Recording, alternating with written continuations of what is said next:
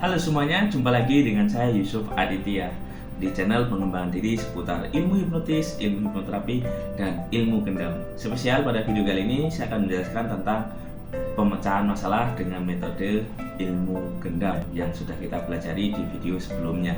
Oleh karena itu, silakan Anda simak videonya dari awal sampai akhir biar Anda paham tentang materi yang saya sampaikan. Dan bagi Anda ingin mengikuti kelas pelatihan, silakan Anda hubungi nomor yang ada di video ini. Dan saya ucapkan terima kasih juga bagi Anda yang sudah bergabung di kelas pelatihan.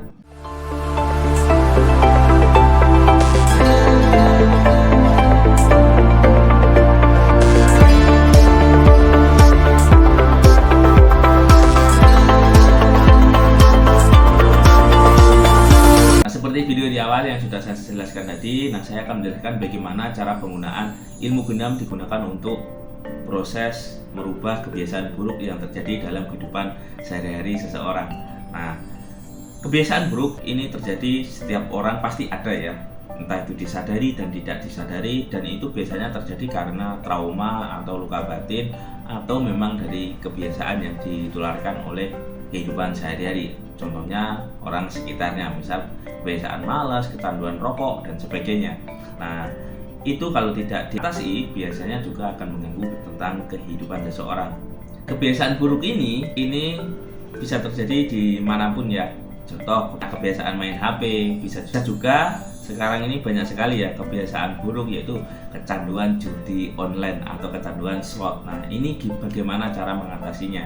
Dalam praktek saya, ketika saya menggunakan ilmu terapi berbasis energi, ilmu gendam, dan ilmu hipnoterapi, nah paling banyak kasus sekarang yang sering saya tangani adalah kasus tentang kecanduan judi online ya. Biasanya ini anak muda atau orang yang sudah berumah tangga sering sekali kena kasus kecanduan ini, bahkan sampai keluarganya hancur, terjerat pinjol, dan kebiasaan buruk lainnya. Nah, metode ilmu gendam yang kita pelajari ini bisa kita terapkan untuk membantu atau mengatasi kebiasaan buruk itu.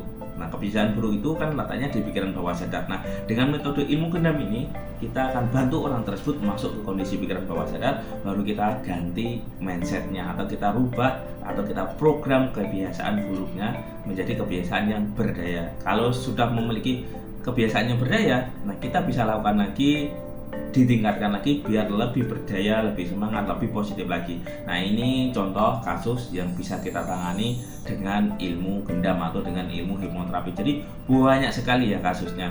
Intinya kasus hipnoterapi atau kasus ilmu gendam ini bisa digunakan untuk penyembuhan penyakit psikis. Nah, apa itu penyakit psikis? Psikis itu penyakit pikiran ya. Sedangkan psikosomatis itu penyakit fisik yang disebabkan oleh pikiran, misal kecemasan berlebihan, asam lambung naik, dan sebagainya. Ini bisa kita atasi dengan metode ilmu gendam atau dengan metode ilmu hipnoterapi. Bagaimana cara menerapkannya untuk terapi atau untuk penyembuhan?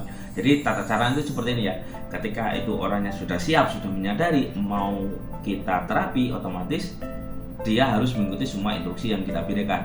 Baru kita transfer energi ke orang tersebut sehingga orang tersebut masuk ke kondisi trance atau tepatnya kondisi rileks, tenang, santai, baru kita bantu dengan sugesti. Dan ini sering saya lakukan juga ya, tentang teknik-teknik yang saya terapkan untuk penanganan kasus untuk klien saya, yaitu kebiasaan buruk, misal kecanduan rokok, permainan game, kecanduan judi online, slot, dan sebagainya. Jadi banyak ya keilmuan gendam yang sudah dipelajari. Tapi kalau Anda masih belajar lewat video seperti ini, maka Anda belum bisa menerapi dengan orang lain. Kenapa? Karena Anda diajarkan di video ini lebih dikhususkan untuk diri sendiri ya. Kenapa kok seperti itu? Karena konsepnya seperti ini ya. Ketika Anda mau menerapi orang lain, otomatis Anda wajib menerapi diri Anda sendiri. Anda sudah benar apa belum? Jangan sampai Anda punya masalah tapi Anda membantu orang lain. Nah, maka kurang efektif. Lebih baik kita beresi diri kita, apa yang ada di dalam diri kita itu kita beresi dulu, udah benar apa belum. Kalau sudah benar, nah ini kita bisa membantu orang lain. Maka dengan begitu, ketika kita membantu orang lain, maka lebih efektif. Nah, bagaimana ketika menggunakan ilmu gendam yang sudah dipelajari, yang sudah dibangkitkan energinya? Jadi tata caranya seperti ini ya. Anda duduk, rileks, tenang, tarik nafas, hembuskan. Setelah itu Anda visualisasikan atau Anda bayangkan seluruh penyakit Anda itu keluar lewat hembusan nafas sambil Anda menghirup energi positif, hembuskan lagi, menghirup energi positif, hembuskan lagi. Jadi seperti itu. Nah, Selain itu juga mana yang kurang nyaman, Anda bisa lakukan yang namanya dengan tepukan. Seperti ini, mana yang kurang nyaman atau apa, dengan niat mentransferkan energi di situ.